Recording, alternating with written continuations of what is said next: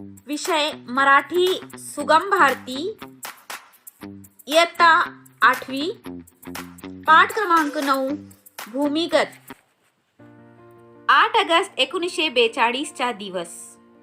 गांधीजींनी इंग्रजांना छोडो भारत हा अखेरचा इशारा दिला आणि 42 ची चळवळ सुरू झाली.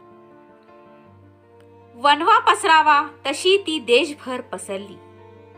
याच काळातील एक मध्यरात्र. सगळीकडे सामसूम झाली होती. एक व्यक्ती अंधारात सावधपणे चालली होती. एका घरापुढे ती थांबली. आजूबाजूचा कानोसा घेतला. आपल्याला कोणी पाहत नाही अशी खात्री झाल्यावर तिने हळूच दाराची कडी वाजवली.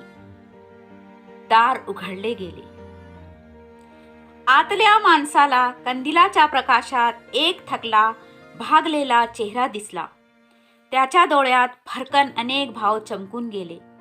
धास्तावलेला तो चेहरा पाहून आतल्या माणसाने कंदील चटकन बारीक केला. आलेल्या माणसाला आधी आत घेऊन दार लावले आणि विचारले, शंकर, अशा अवेळी कसा? अब्दुल, मला आसरा हवाय. मी तुरुंग फोडून आलोय. अरे, काही काळजी करू नकोस. या अब्दुलच्या घरात तुझा विश्वासघात होणार नाही, म्हणूनच मी तुझ्याकडे यायचे धाडस केले. पोलीस माझ्या शोधात असतील. असू देत. या घरात दुसरे कोणी आहे याचा पत्ता देखील लागणार नाही कुणाला. पण भाभी, तिला जे सांगायचे ते मी सांगेन. तू निर्धास्त राहा. तुला भूक लागली असेल. जेवण कर आणि शांत झोप. फार दमलेला दिसतोस तू. अब्दुलने शंकरला स्वतःच जेवण वाढले. त्याच्या झोपण्याची व्यवस्था करून दिली. शंकर निश्चिंत मनाने झोपी गेला. अब्दुलची पत्नी जैबून पहाटे उठली. नेहमीप्रमाणे रोजची कामे ती आटपू लागली.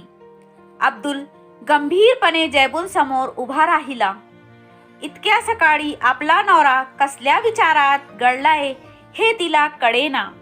एवढ्यात अब्दुल तिला म्हणाला, जैबून, काल रात्री आपल्याकडे जो पाहुणा आला आहे ना, तो कोण आहे माहीत आहे? तो एक क्रांतिकारक आहे.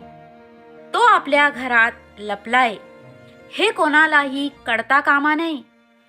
म्हणून त्याचे जेवण सुद्धा त्याच्या खोलीतच देत जा.